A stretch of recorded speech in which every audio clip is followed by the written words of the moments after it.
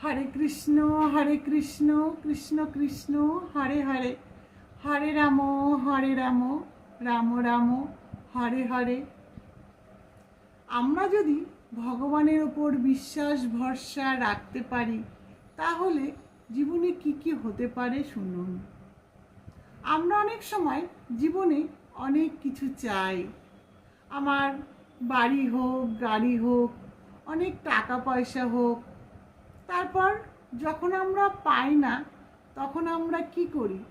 ভগবানকে দোষারোপ করি, দোষ দিতে থাকি।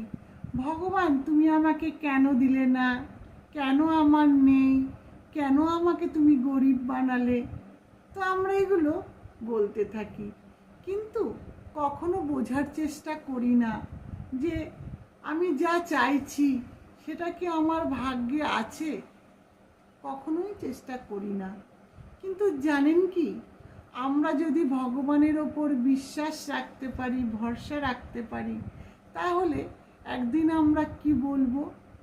আমরা ভগবানের কাছে খুশিতে কাঁদতে কাঁদতে বলবো, ভগবান তুমি আমাকে এত কিছু দিয়েছো যে আমি যা চাইনি তার থেকেও অনেক বেশি। আর তাই বলবো, সবসময় মনে রাখতে হবে কি জানো, ভগবানের ওপর বিশ্বাস রাখতে হবে। যেটা আমার নেই সেটা আমার কখনোই হবে না, আর যেটা আমার সেটা কেউ কেড়ে নিতে পারবে না। ভগবান নিশ্চয়ই দেবে আমাদের। তাই যে ব্যক্তি রাধাকৃষ্ণের নাম সর্বদা স্মরণ করে, রাধাকৃষ্ণ তার পাশে সর্বদাই থাকে। আবার যে ব্যক্তি রাধাকৃষ্ণকে কি করে, রাধাকৃষ্ণের প্রেমে আত্মহারা বিভোর, রাধাকৃষ্ণ তার আপন হয়ে যায় তার কাছে। তাই বলবো, রাধা কৃষ্ণের প্রেমে আত্মহারা হয়ে যান, বিভোর হয়ে যান। ভগবান সর্বদা পাশে থাকবে, ভগবান আপন করে নেবে। আর বলছে কি, কৃষ্ণ নাম নিবে মুখে, এই জীবন কাটবে সুখে, পরকালে এই নামে উদ্ধার হয়ে যাবে। তাই আমরা যদি কৃষ্ণ নাম নিতে পারি, পরকালে কি হব?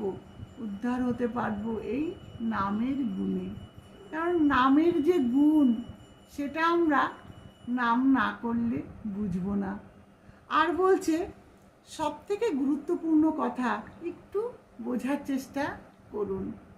টাকা ছাড়া মানুষ কখনো কি হয়? আপন হয় না।